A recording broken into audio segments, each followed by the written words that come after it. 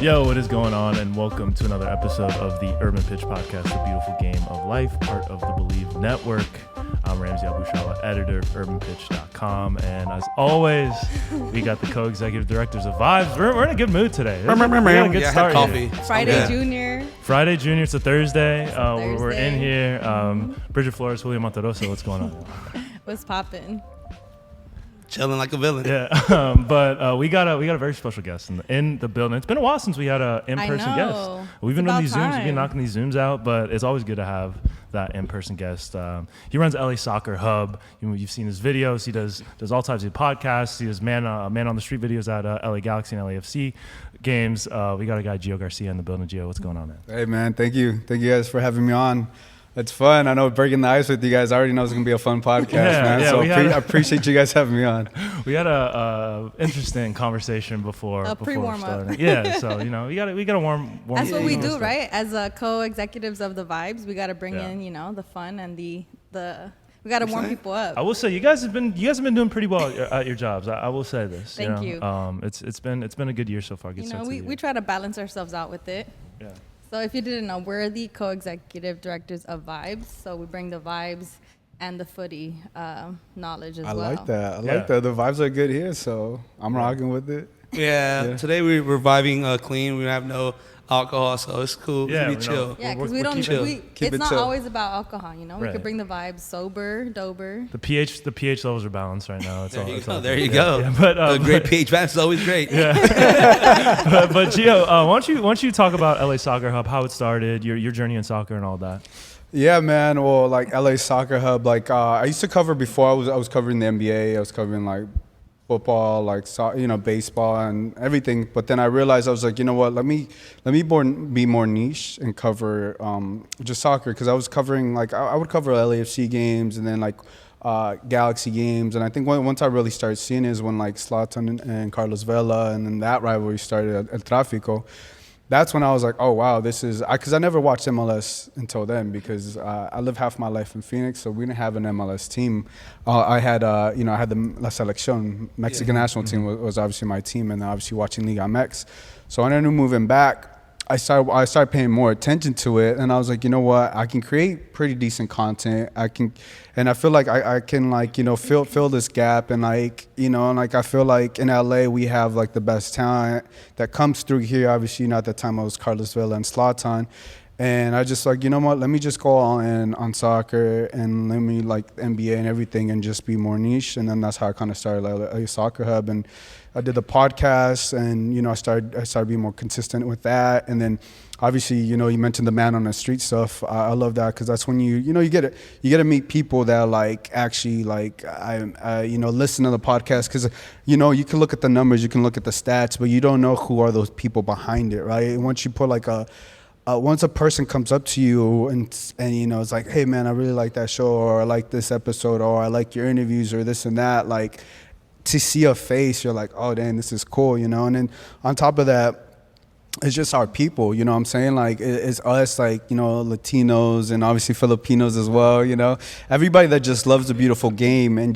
I want to be able to showcase that when I interview the fans. And we just did that. I just did this last segment of kind of a carne asada, how you pregame, because I grew up like that, right? I think most of us kind of grew up like that, and I was like, let me just show this, because we pregame pretty good. Our food is pretty fire. We make some bomb enchiladas.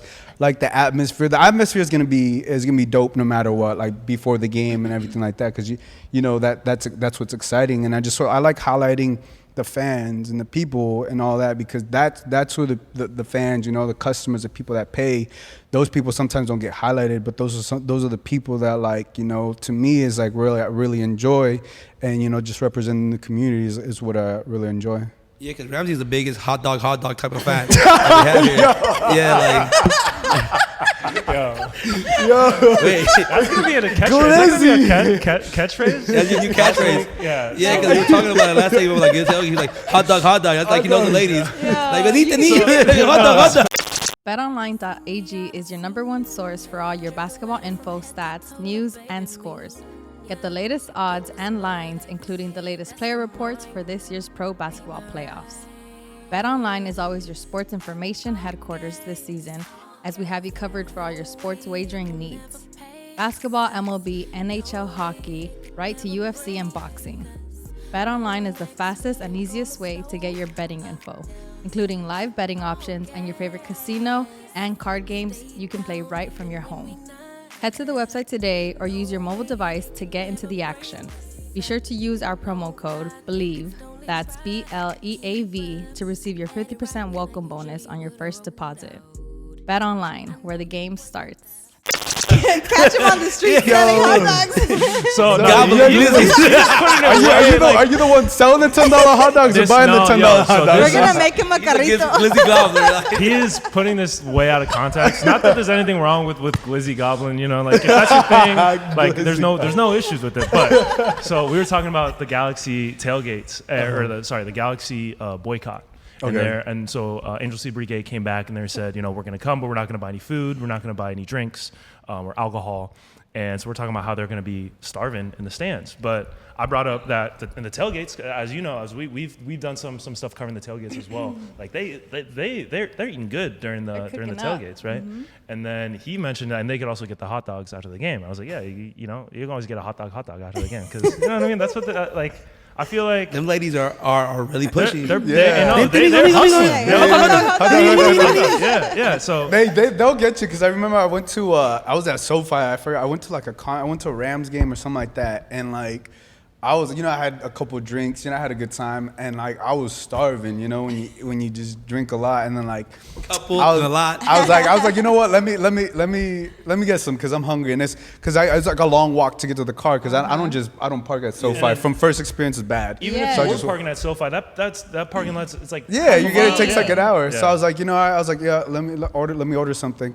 And the dude's like $10. I was like, $10 for what? And I was like, dang, I'm getting taxed. Like, I like helping my people, but damn, you know, like they up the price like crazy. And now they take Venmo, Zelle, Cash App. They do all the things. And there's some of the shooters, and they got the Modelos. Yeah. They're like, do you want a hot dog and a shot? Yeah. The shots are cheaper than the hot dog because the shots are $5. Yeah, they're doing the shots. Yeah, so like, hold on, let me get 2 shots and no hot dogs. Right. Same price. Same price. Yeah, they got to be making good money, you know? No, definitely. Yeah. I'll be seeing some with the Yeezys on, like, oh, these like.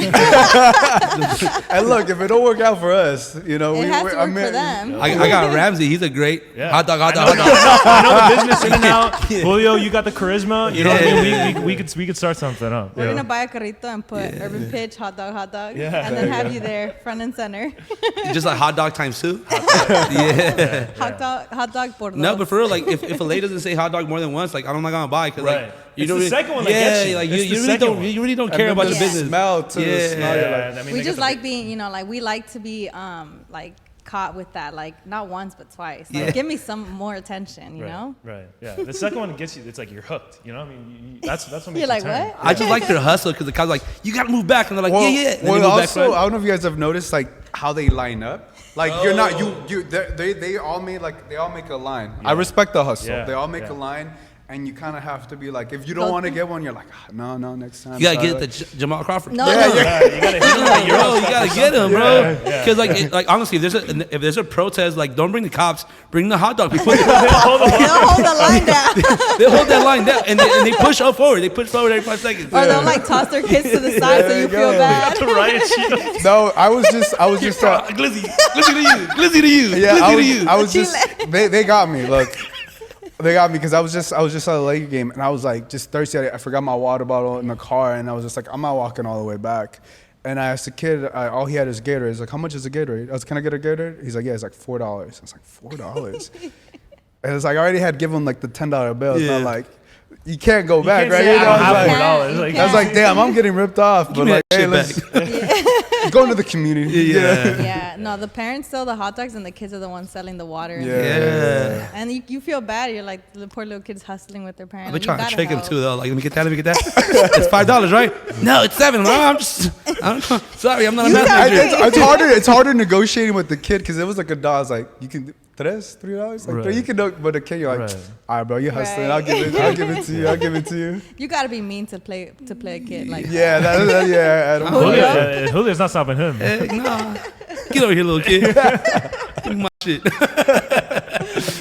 No, but so back to I don't know how we went. That was like no idea. That was a whole sharp left turn, but different tangent. So we've done the tailgates before, and we've seen differences between Galaxy tailgates and LAFC tailgates. Before we share, we've talked about it a little bit, but what are the biggest differences, and whose tailgates do you think are better? Well, to be quite honest, though, the only time I actually hang out mostly at the tailgates is when El Trafico goes on. Mm-hmm. So when El Trafico goes on, I'm more in the tailgates. But I think just overall, as an atmosphere, like to me, it's pretty clear that LAFC just overall has done a better job, right? Like you just started off talking about there's the boycott, right? So there's that disconnect within the fans and the club. There's still fans that go to the game, that've gone to the game, but like there's not that connection that you have with LAFC, which you see like people will show up there at like 9, 10 a.m. just to tailgate the whole day. Not saying that Galaxy fans don't do that, but there's that connection from club to players to fans that when you I said this in my podcast, when LAFC fans feel so empowered by the club, by the players, and when you have that, you see what's going on in the stands, right? Regardless of what's going on the pitch, they're having a great season. But when the fans don't feel empowered and they feel denied like they do, like the Galaxy fans do, you're gonna have that disconnect. You're gonna have some of that little animosity, and not necessarily the Galaxy fans' fault. Is more of the front office issues that's been going on. And it's unfortunate for them, but like LAFC's just done a great job. They always have like pre-game, they have like fan fest events, right? Yeah. Right. Like I don't know if you guys ever had gone, and they have them outside of El Trafico. They have like fan fest, like all these brands, Toyota, like Ford, or whatever. Like all these different brands show up. And when you have those fan fests and people actually engage and do all of that, right? Then say you take someone that's never been there or people that have never been there, that's what builds a community. Right. You get to do something together. You get to win a shirt. You get to win a prize. Or you get to win a little bag or something like that. And when you have that connection, you know what I'm saying? To me, it's just very clear that LAFC is just doing the best job right now. Yeah, and LA Galaxy does have that as well, but they have it more like exclusive, like especially for like fans, like they're a little bit more spread out. But like when coming into this fan fest, their fan fest is usually catered to the Riot Squad, the Angel City Brigade. So like it's a little different. But like, me and Ramsey have gone to tailgates for El Trafico at Dignity, and like honestly, like I said this before, I think in stadium vibes, LAFC takes it 100% of the time, but like the way like the LA Galaxy has like tailgates, we've gone picanha, what else they had, tomahawk steaks. Clase Azul shots. You were taking Clase Azul shots. I went allegedly. It was. This dude got ready for the club. He was ready for the club. That was a legend. Bro, you bougie. Clase Azul. That's it was the fans. They were like, here, join, and they were just so giving. I'm like, all right. So like, giving. what honestly, that's the thing about the fans though. Is like they're very giving. Like when they recognize you, they know that what you're doing, and obviously you interview them, stuff like that. Because I was just at the last El Trafico at Dignity. It was an amazing experience, just doing that and seeing all that stuff. Because it's really cool when people want to hang out with you, want to offer you Clase Azul, which I've never been offered, but I need to work harder. Lot 10. I need to work harder. Lot 10 and you, That's where it's at. You're in the top shelf over here. I know. He's ringing the bell and everything. They're like, here, have a taco. Like, we're full. Okay. Tomahawk tacos. I'm not gonna say no. I'm not gonna say no. But I seen the last El Trafico episode you had, and you had some like, I enjoyed that video because you had some, you had one fan that he was just like super flamboyant. Oh yeah. And I found it so funny. Because like if you know Gaviota, he's really big in the soccer community on Sunday leagues. So when I saw it, like I was like, oh, I reckon she has like a michelada stand on the La Brea field. But yeah, like it was he was just all over the place. It was funny. I enjoyed it. No, I'm gonna say that's what it is. You know what I'm saying? It's just like, because that fan individual, he just came up to me and just was like, hey, like, like he was just going off, and I was like, oh, he's a little tips. He's like, and he was just like, so when I noticed that, I'm like, oh, the energy's there. Because sometimes like fans are a little intimidated, or they don't want to say something, or I don't know, like they feel like, they don't want to come off like not being themselves, or, go viral for it. But he was just like, I'll bring all the attention on me, and then just when a fan does that, it's just like let him do his thing, you know. And everybody loved him, and they're like, they had this thing. I'm pretty sure you guys saw that he looked kind of like Juan Gabriel. Yeah, that was the thing.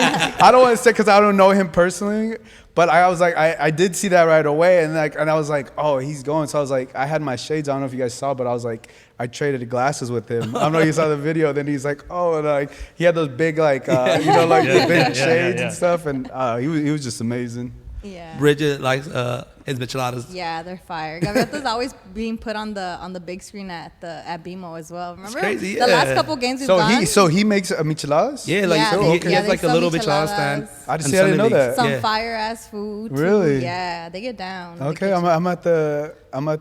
But I'm happy he had a great experience at Dignity because when I went there, I didn't have that experience. So he said he was getting recognized in a good way. In a good way. He was getting recognized. You got the good recognition. He's gotten the bad reputation. So hey, look, I get the bad too. I get bad too. The first episode, we were just joking around. I called them Cal State Dominguez Hills alumni. Who, the guy? The Galaxy, yes. It was an honest joke. Are you sure? It was not that serious. I didn't think it was that serious, but we got went. passed around in certain Galaxy fan circles. Oh yeah, I was a meme. I was a meme and everything. He was a little bit of a meme. Yeah. Turned into a meme. And then like we went, and then some guy was like, "F you, Leva." I'm like, bro, relax. And then he was like, yeah, and we were like interviewing a guy. He's like, that's how fuck. Say first to one. I'm like, first to one, relax, bro. Like first to one. Because I said it took 6 years for. It was another joke. It was. Jokes. It took Galaxy 6 years to win one championship. And I was like, if LAFC wins it last season, they win it in 5 years. So their joke is like first to five. Like they'll be the first LA to win a championship in 5 years. So they'll be first to one.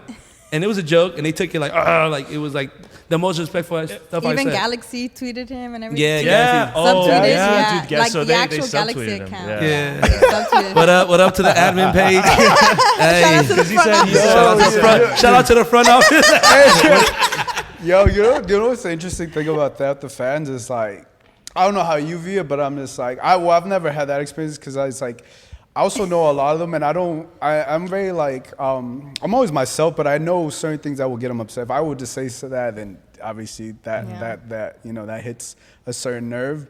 But I also get fans that, every now and then they're not as nice, right? You know what I'm saying? But it's just like, I don't know. I don't know if you guys realize, but like it's part of this game, right? Sure. Anytime to me, it's like it comes with it. Anytime because I had a friend just recently, he was like, man, he's like, oh man, he's like, man, people were going in on you in the comment section or whatever, and I was like, bro, like, and I didn't think about it like that, and I was like, and I just told him, man, I was like, anytime you put yourself out there, you want to do something, like, I understood, like, I already knew in my head, like, what to expect, right? Maybe in the beginning you're like, oh, I just want to do something cool, but once you start to like, once the community starts to go, and right, if you say some jokes, then you're gonna see that feedback right away. But like to me, once I realized that once I started to voice my opinion, started saying things, I was like, oh, okay, let me step back because I know not everybody's gonna like this, but at the same time, like this is my truth. Like I'm gonna say what I'm gonna say, and if I know a lot of people are not gonna like it, but I understood that it was like it just comes with the territory. And I was just telling my friend, I was like, yeah, bro, it is what it is. You know what I'm saying at that point. And he was just like, he just couldn't like kind of comprehend that. And I'm like, yeah, bro. Because you can't please everyone. No, and that's the thing, because it's like once you realize that, because obviously when you first start, I don't know we talked about this earlier, when you first start Urban Picture, like, oh, I'm excited, I want to do this and do that, and once I realized that, like, I'm not gonna be able to please everybody, and I was just like, at the same time, I'm the one putting in the work and the time, right? We're here on this Thursday night and just recording, right, editing or whatever, doing all that. I realized it's like, I'm the one doing this other thing. Like, I think I should value my work ethic over what someone has to say or how they feel. Right. You know what I'm saying? It's just. And I think in anything related to this, like journalism, covering media, sports, entertainment, any of that, like, you're going to go into it knowing you're putting your opinion out there, and like you're trying to share and state facts, and also you're not going to get everything right, and but social media isn't that fun, like not nice. They're going to come at you, and you as the one putting it out there, you have to be like create an emotional barrier to not let it get to you, because you care about it, and also you're gonna get that constructive criticism. Sometimes it comes off very harsh. Yeah, and I think the fans is fair game. Right? Yeah, Like, I don't get mad. yeah. Like, I let him be. You look a Just little joke mad. You look back, a little mad. you know? No, credit to him, man. Something about me is like, I really don't, because like, He'll take it, but he won't do anything. hey, hold up.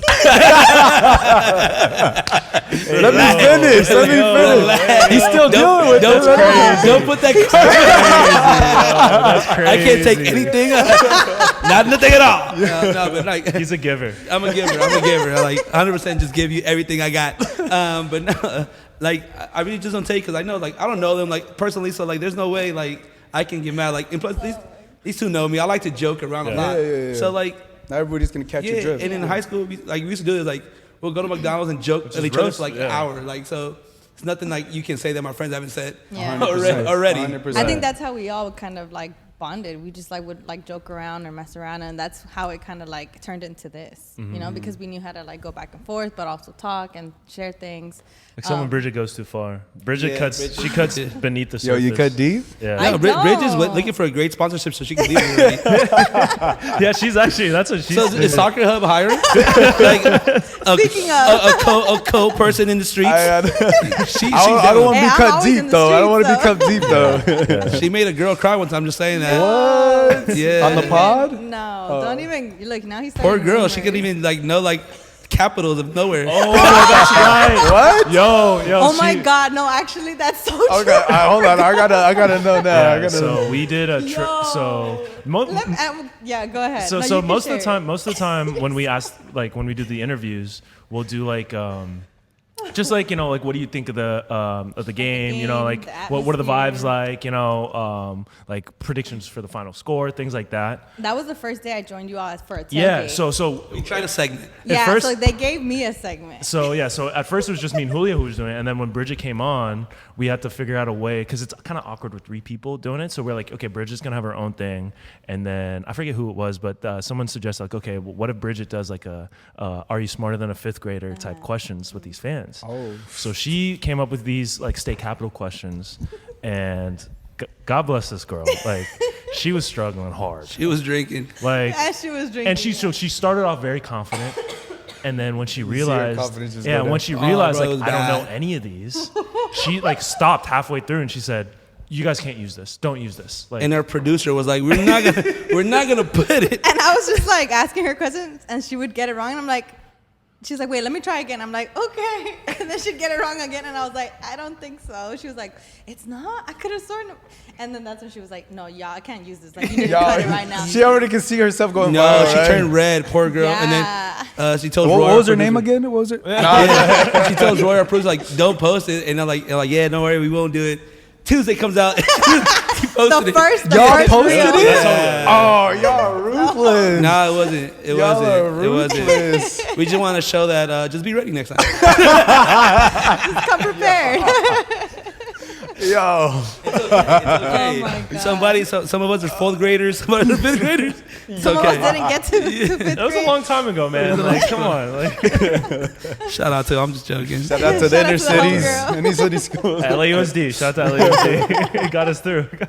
But going back to like the fan like kind of banter that goes back and forth, whether it's in the comment section or in person, like was with Julio. Like, is there a certain between LAFC and LA Galaxy, the 2 main teams you cover? Have you noticed that one fan group is a little bit more vocal or sensitive when it comes to like if you're critical of a certain team? Do you get more feedback from one certain team than the other?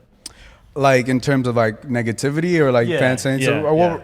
Well, it's always funny. It's always when the other team's not doing good, right? Yeah. It's over, right? So right now, obviously, it's clear LA Galaxy is not doing it's not doing good, and you know, people get upset with, right? I made this video that why LAFC owns Los Angeles, right? I gave all these points, right? They're recruiting, you know, the most recent stars, and you know, obviously them winning the MLS Cup and all these different things. And when I make videos like that, I want to give like solid points, you know. And but I just knew when I made that video, I was like instantly, I was like, a Galaxy fans about to go off, and I was just like, but it's like I just said earlier, like this is my truth. This is what I really believe, and like.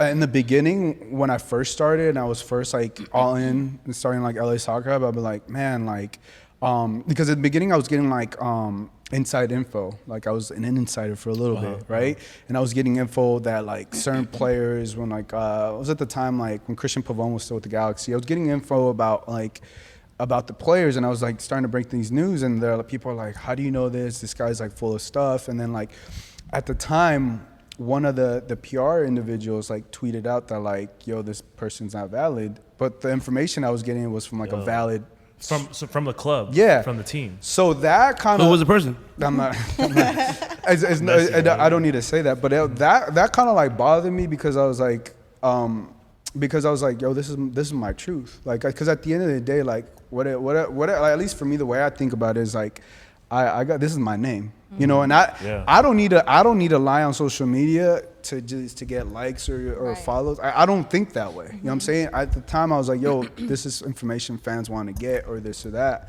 right? And then I realized that like, oh, if I write quote unquote break news or get news out there like on Twitter, some fans that like that player and want that player to stay or whatever, I started realizing like the little things, like the emotional connection that people had with the players or people had with the coaches.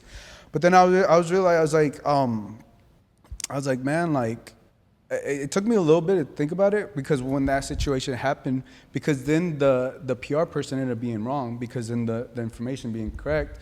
And to me, it was just like, then that situation, they kind of knew that like, okay, he's getting solid information.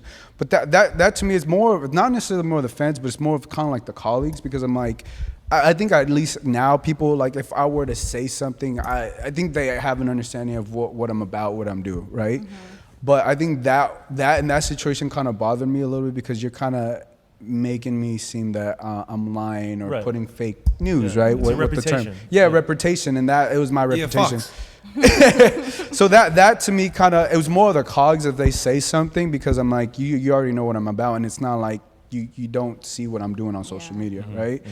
But if I'm saying like at that video, to go back on the video of LAFC, like I do believe that LAFC owns LA when it comes to footy, and I know it's gonna be controversial, but it's just what I really believe, and I'm not lying. And if people get mad or upset, it's totally fine, because that's what I truly believe, and that's what I see in my eyes. And being able to cover this game and see it, you know, it is what it is. And I know not everybody's gonna like that, but there's other fans that DM me and are like, hey man, I'm a Galaxy fan, but I rock with you because you keep it 100, and I listen to your pod and this and that. Yeah, we ain't doing it. And like that, like it just like having fans say that to you in person, right? Or DM me. And the funny thing is too, I just had, when I made that video, which is so crazy now to say this, when I made that, someone that used to work for the Galaxy DM me, and they were like, yo, you're right about that. Like, bro, I like seeing your videos. And it was kind of like the full circle type of thing. It wasn't the same individual, but it was just like him saying that, and them saying that. It was just like, you know, or it was just like, I don't know who sees my stuff, right? You never know who sees your stuff until they message you or they talk to you or whatever.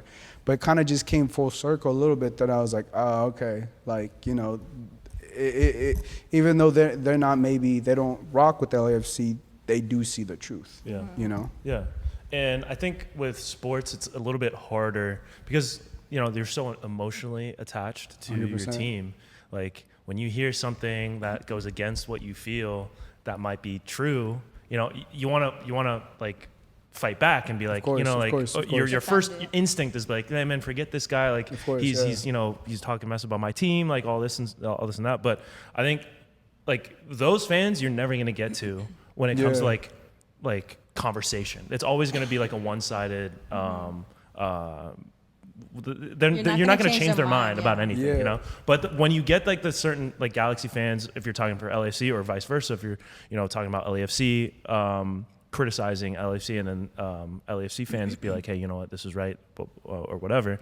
That's, I feel like, a lot more of a valuable conversation to be having than, you know, just someone that's like spewing off and being like, you know, forget like all the, which is like probably 75% of what you see on social media too. Well, to your point on that thing, it's like I don't want to change anybody's mind. You know, like I think that's the hardest thing, and it's just like, to me, when I create content or do that, like, right, it's just like, you know, to me it's like, this is how I see it, and like those fans are like, that have that. And I understand, bro, like I'm a sports fan myself. I understand, like I have that connection too, right? To like, I know how it feels. And to me also too, I'm not like, hey, this player sucks or this team sucks. Like it's also the words you use, right? I try to give more of a intellectual, like this and that. And back it up with. Yeah, back it up with like, when I have a take like that, like it's more like I'm gonna back it up. I did my homework. I know what I'm talking about, and bam, bam, bam.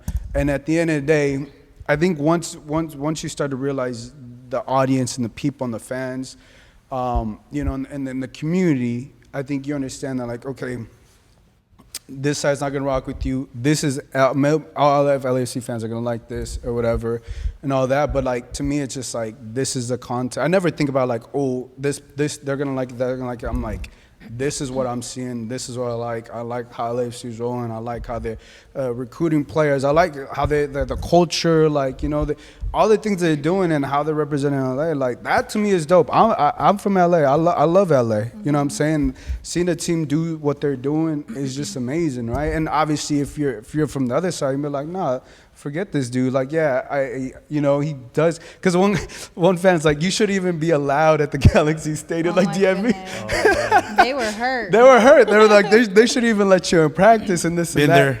Yeah. But it's like, but I'm just like, it's, like I said, man, I like, it's part of the game. It is what it is. And like, as long as I know I'm telling my truth, I'm okay with it. But just to be devil's advocate, because I am an LAFC fan as well, but if we go back to the last 5 signings each team has made, if you're picking a team that looks like us, brown, Latino America, like players, like LA Galaxy has done that. When it comes to Cáceres, Puig, I forgot the Argentinian, the young Argentinian, the Brazilian kid they got. That's who they got. They've gotten people from Latin markets. LAFC has gotten what? Buick, the Polish guy. They've gotten more European players. And that's where the disconnect with Galaxy fans and front office, because they were trying to be the world team at one point, and it failed because they brought all these big names. Ashley Cole, the guy from Netherlands. Yeah, so they brought all these big names. But yeah, even Costa is another signing that from Latin America. Like LAFC has not done that. They were getting a lot of Uruguayan players, a lot of people from Colombia, Ecuador, but I think they've shied away and they got in more European players now. Yeah, because I think their model also changed, because at first it was just like younger players too, right? It's like youngers, and now they realize that you got to have some veterans and you got to have some players that have experience in order to win championships regardless of wherever you go. But I think also too on that front, like, right, now that like when you empower your fans like the way LAFC has done it, you could have a bad signing, you could have that, you know, different things. But if you don't, with the Galaxy, they don't care about their fans, at least how it comes across with everything. And when you have that, you're going to have these boycotts and you're going to have all these different things that are going on. And it's unfortunate for the Galaxy fans, but it's also why LFC is doing what they're doing, why they're that much better. I think you bring up a good point about the distinction between who they're signing, the Europeans versus the Latino Americans. And I also think that something that can back LAFC within that is the fact that they also have, you know, the LAFC 2 team that is a lot of like homegrown players or players within within California, within LA, that are getting ready to become the next big player in the LAFC first team. And I think that and what we saw like this week with the team is showing like they're getting the necessary players to play in the first team right now, and they may be from Europe, but in a couple years, it could be that this LAFC first team is stacked with homegrown players, Latino players that grew up in LA or within California. And I think that that's definitely the direction that I could see the future of LAFC going.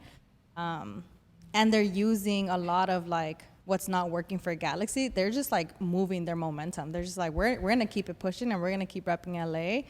And I think that that's where they're at right now. And I feel it's hard to see Galaxy going through what they're going through, because we want a rival team to be good. We want them to give us that like fire, and they're not. I feel like it's a little chaotic right now, and it's tough to see too, you know? Yeah, and I feel like they have a great team as well. Like LA Galaxy, I think they have a great team, but like that off year with Bob Bradley, I think the coach has lost their players.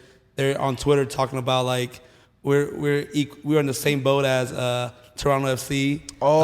Chris Mavinga tweeted that. Yeah. I think they've lost confidence in Greg Vanney when you have players, and even Chicharito said he wants change. Yeah, definitely. You need a new coach. And I've been saying this, like, even though we're getting mad at the GM, I'm telling you, I've told you guys plenty of times, I've liked the last 5 signings. Boyd, except Costa go home. But other than that, like Boyd, Puig, Brugman, I think he's still like underrated. Like even the homegirl kid they just brought back, like he was a top prospect at one point at his time. So they've got great signings, but if you don't like your coach, you're not gonna play for him. You know what I really think the issue is with them is like I really think that disconnect with the fans. I think they overlooked it. I think Greg Vanney. I don't know what exactly he said, but he was kind of siding more with like Chris Klein, and to me it was like when I first heard the boycott, like right, like I don't like as any professional sports team, you're nothing without your fans, nothing without your fans, right? And y'all been to the tailgates and everything. Regardless of whatever your team is going, if that's your team, right? Regardless, right? But I didn't understand, right? And obviously Chris Klein, he's just, you're right. He's the focal point, and obviously he's run that organization to the ground pretty much. But I just didn't understand, like, how do you as a coach or a player, right? You never want to, I guess, right? It's a awkward situation. You never want to talk bad about your boss or whatever. But at the same time, your fans are the ones that buy your jerseys. Your fans are the ones that fill the stands. Your fans are give you the extra push. I don't know if none of us all play pro, but when you had fans in the stands, they're like, let's go, vamonos. Like, come on. Like, you just hear that little one or two, like, man, you see, like, come on, let's go. Like to give you that umph. The umph. Like, and, like, that's the intangible that I don't think they understood. Like, maybe they did, maybe they didn't, but I'm like, I don't know how you cannot back your fans or, like, as a coach, like, agree, or because the fans were universally against Chris Klein, right? So, right, like, I don't know the situation. Maybe Greg Vanney has a great relationship with Chris Klein.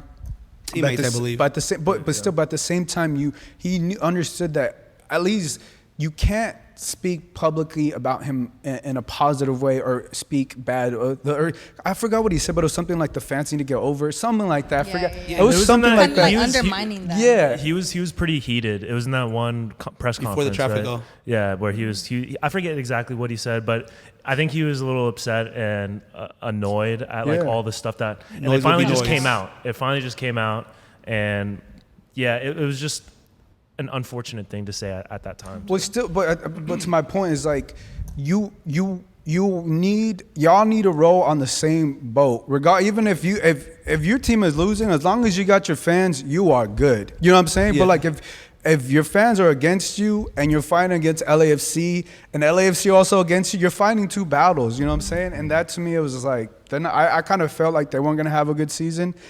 Obviously, they're towards the bottom, probably one of the worst seasons that they've had their whole history. Yeah. And I think it goes because they didn't respect their fans enough. But, all right, we all follow sports, but usually when that happens, it's never the GM's fault. Like, the first one to go is the coach, but it gives me U.S. soccer vibes. There's a lot of people intertwined, friends from teammates. Yeah. So it's hard to, like, letting your good friend know, like, hey, bro. But he's had 10 years, bro. Yeah, like, exactly. Exactly. A decade is a long time. Because like, I'm telling you, I like the last 5 signings that Klein has done, but I think Vanney got to go. He lost the team. The minute players talk about their coach, Chicharito, that locker room, like, all right, the fans can hate Klein, but he's not with the team every day.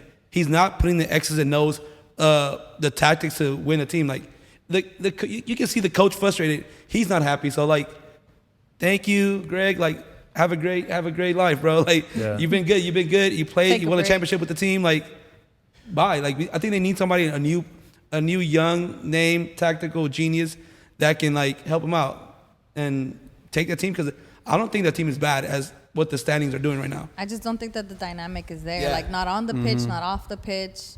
It's been disconnected for like disconnected. even before this season. Like, I feel like it's just been kind of a cluster with trying to get the fans all in the same section of the stadium. Just the way that they've been running things, like, you can tell, like, it's not like LAFC feels like it's a cohesive, like everybody's on the same page. At LA Galaxy, everybody wants something else. Yeah. Like you said, I mean, they're fighting 16 different battles at once, and it's just been just a cluster out there. And we all played sports growing up. When you love a coach, you you can be a mid-level player, but you will want to run that extra sprint for him. Yeah. You're gonna want to do that extra slide tackling.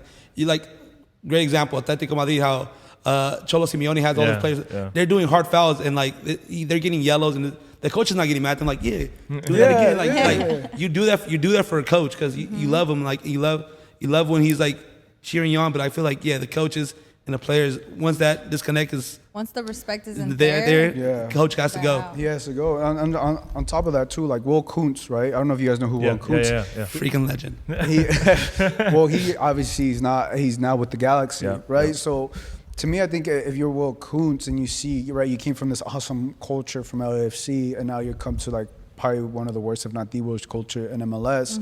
But it's not just Greg Vanney. It has to be Greg Vanney and Klein to go.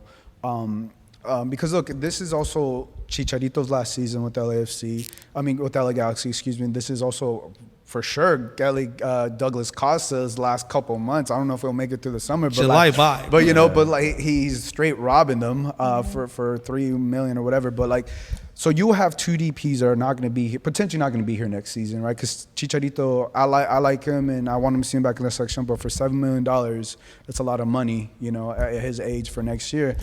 So I think if you're Will Kuntz, you're going to want to start a fresh page next year, right? And what better, look, you got to see how they do an Open Cup. They're playing LAFC, which is crazy again, and they may have a shot because I don't think LAFC is going to play their first team.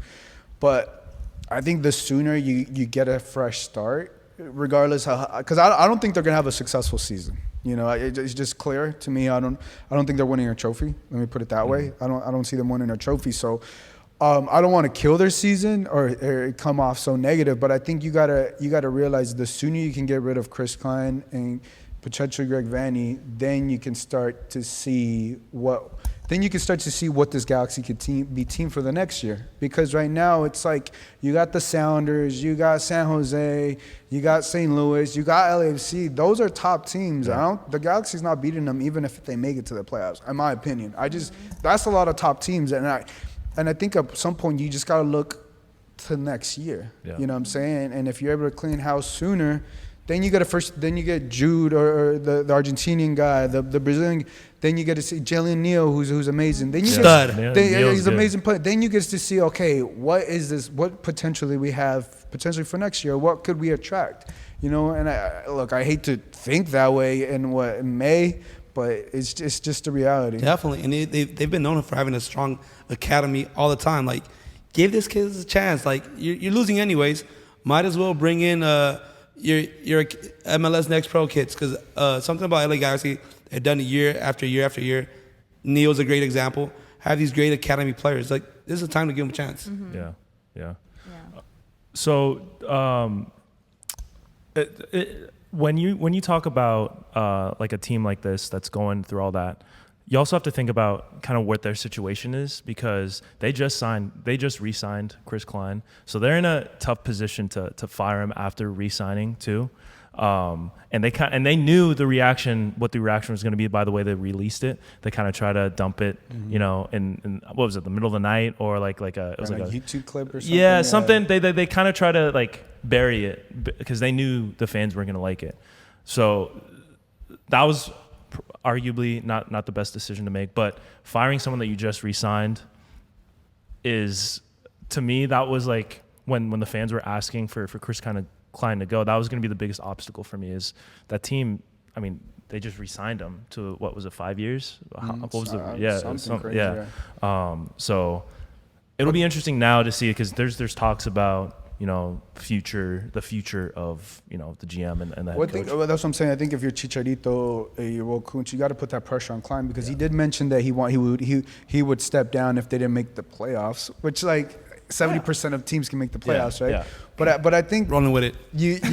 I think you got to put that pressure because that's the only way you're getting your fans back, right? 100%. And it's just like because that was just like putting a Band-Aid on everything on his part. Like, oh, I'll leave if this happens, but it's like you're not fixing the actual problem here. Like the issue still exists. Like it's not about you leaving it's like about you leaving now or making a change now. And they're not doing that. Chicharito has had that hard conversation with them. Like, so what are we now? What do you mean? Oh, gotcha. We've all had to have that conversation we can at still some be point in our friends. life. We can still be friends. Yeah, like, so what are we now? Like, summer's coming up. I don't know. We outside. We gonna be outside. You gotta focus on it. We're about to be outside. Yeah, but like It's not you, exactly, it's like me. No, it's not me. It's you. Chicharito has a good team around him. Like I said, I like the wingers. I think they have one of the best midfields in the MLS. Best, Yeah. but I think Midfield best. wise, they're and like, solid. and that's all like I've been asking for, like to have for Chicharito. Like Chicharito is not a player that can take nobody 1-on-1, but if there's him up. balls being fed, this guy something he can He will do finish. at the highest level is score. You saw him with Real Madrid when he had them great wingers. He was scoring golazos. Like every goal was a golazo. So they have the best midfielder. Like their defense I like now that with the new additions. Neil, like I said, that guy's a stud. Good. Garcia still has a lot of game in his system, but it's frustrating. Like a player that's played in Juventus, like big teams, like to go to a team like I'm talking about teams winning programs. To go to a team like that I can see why he's frustrated. He's playing the way he's playing, but that guy has a lot of soccer. He was at the World Cup with Uruguay. Like, come on now, like it's a great team. It's just like I always said, like following other sports. When the team is not doing bad, is never the GM's fault until it is. But first thing that has to happen before you get mad at the GM is like get rid of the coach. And I think Klein's fault was not getting rid of his friend. And it goes back to like how U.S. soccer works. It's like, oh, you played with me. Oh, we went to college together. Oh, you get the job. Like, it's this BS soccer culture that we have. Is that friends hiring friends? Well, I think to that point, I think AEG is just not committed to the Galaxy. You know, that's what it comes down to. Like AEG, right, just owns business, crypto, owns it's huge. Coachella, The Kings. like Kings. LA Galaxy is at the bottom of the totem pole, and they're just not committing to building a successful program or a successful club there, unfortunately. Yeah. And then that's why you have bad or toxic, corporate culture that the Galaxy have, which is unfortunate, and that's the circumstance of the situation. Yeah, it's just like business as usual. We're gonna keep it to what we have, and you're right. Like they're not going into it and being like, they're not giving the team the credit that they deserve for the culture that they've built and the history that they've made in LA. And I don't think that's the side that I'm like, that's not fair, because they've done so much for LA. They were like the first LA team. They did win their MLS Cups, and now they're just being like not even considered to like help them figure out what's going on or help them fix this like whatever they're in. San Diego needs a team. Stop. No, They're gonna come out for you. They're gonna come out for It was a you. transition, like San Diego. You got to prove for a team. The fans gonna come out for you for that one. No, I've joked about it one time and like just joking on social media, and they came out to me like, how are you gonna get a team with so much championships go to? And like, I know it's a joke, guys. Relax. I know you guys first to 5, most winning team. I know. We Relax. get it. Yeah, I get it. Y'all the big dogs. Oh my God! Wow. Look, we are. I mean, this time has flown. We're running out of time here. Yeah. We've Been having so much fun. coming up on an know. hour. But before we go, in your heart of hearts, I know you were talking about About to get deep. LAFC, being the team of the moment right now. But do you feel a fandom towards covering both teams? You have to stay kind of neutral. You have to stay objective. Be careful. Do you find find yourself rooting for a certain team more than the other between LAFC and LA Galaxy? To be honest with you, like when I started in 2018, I didn't watch MLS, right? And I just didn't, and because I just thought it sucked. To be honest, right? Like if I'm being honest, but once I started watching both teams and watching what each team was about and seeing what LAFC has done to now, and obviously learning about the history of LA Galaxy and everything like that. But like I said earlier, like I look at what LAFC has done. I look how they've done it with the city. Not saying that Galaxy hasn't done it, but that AEG is not committed to winning or building a successful club. I've seen LAFC grow from the start, right? I've been there from the first training grounds and first everything, and seeing that like is just been an amazing thing. I feel like I kind of been able to grow with the club if that without even playing or anything like that. Just because I've been there from like the 2018 season and just to now and just to see. And also when Bob Bradley wasn't doing good, and I would say like I think got to let go of Bob Bradley because he just wasn't the coach. And I got a lot of flack for that when I talked about Brian Rodriguez at the time too. Missed that guy. Yeah, but like I like what LAFC has done. And like, just look, right now they're currently they're in the CCL final, the CONCACAF Champions League. Say they win, right? If they're able to win it, they would win 2 massive trophies in like 6-7 months, and that's just a feat in itself. And on top of that, you had the Philly coach who said that this may be the best MLS team in history, right? But they haven't done it just because they got lucky. They work hard. Mm-hmm. They work hard and they recruit and they do all these different things, and and I just really like how they go about it and what they're doing and how they're able to also tap into the culture of LA, because it's not easy. Like, fans love LAFC. The LAFC fans love LAFC like they like the Lakers or the Dodgers, and the Dodgers have been here for decades. Lakers have been here for decades, right? And in order to have that community and build that community and what they've been able to do, you had to go door to door. You had to get people invested in MLS when there was already a Galaxy team in here, right? And it just, I really admire that, and I really like what they've done. I think a lot of people can relate to that. Well Definitely. said. Yeah. So you as a Mexican national fan, what league is best, Liga MX or MLS? It's so funny. I grew up watching Liga MX. I'm a Cruz Azul fan. And Sorry about that. Yeah. What's crazy? Because I remember growing up, somebody, obviously, just like everybody, my dad brought me into the game. And I remember, like, seeing Hermosillo when the... Loco Abreu, when he played for Cruz Azul. When Cruz Azul won the last final in, like, 97 or whatever. But I don't know if you guys remember, but, like, when Hermosillo, he got the cleats to the face, and he was, like, bleeding. And I just remember watching that final, and I think he took the PK. I could be wrong, but, like... just seeing, like, I was like, damn, like, that dude's a badass. Like, that was like, damn, like, I was like, that dude's like a hero. Like, I remember just like even vividly just being like, damn, that dude got a kick to the face by that, and he just took it like a man. And I was just like, I want to be like him. And that was my dad's team. And obviously when you're growing up, your dad's your hero. So I was like, so that was my team. But to answer your question, once I stopped watching Liga MX for a while, and then now that I started covering MLS, all I do is watch MLS now. I barely ever watch Liga MX because I don't have enough time in the day to watch everything else, because I was like, if I'm so committed to covering the MLS teams here, like, they ain't gonna have no life, and I still gotta.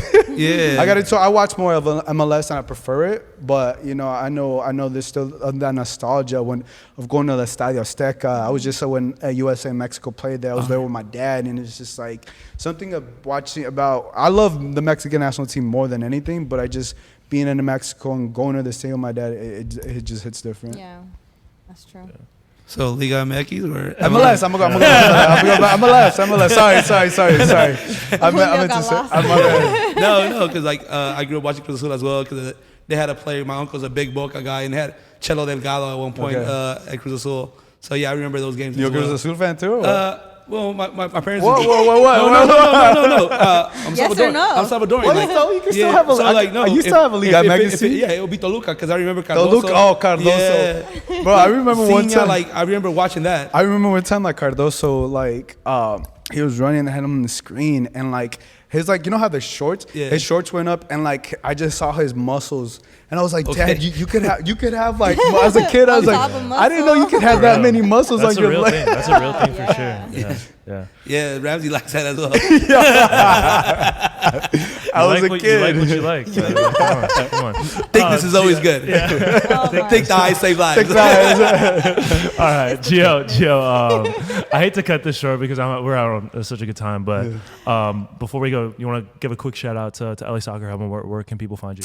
Yeah, man. Follow me, LA Soccer Hub, social media, Instagram, TikTok. I even got it right here in my bottle. Made it look a little sticker. Yeah. Spotify, everything LA Soccer.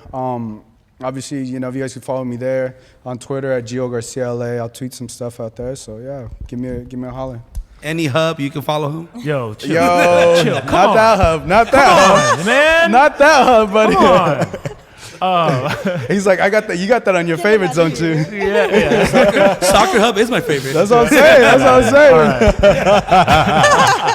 Right. This has been the Urban Pitch Podcast, the beautiful game of life, part of the Believe Network. For Julio Monterosa, Gio Garcia, Bridget Flores, I'm Ramsey Al-Bushala. Hey,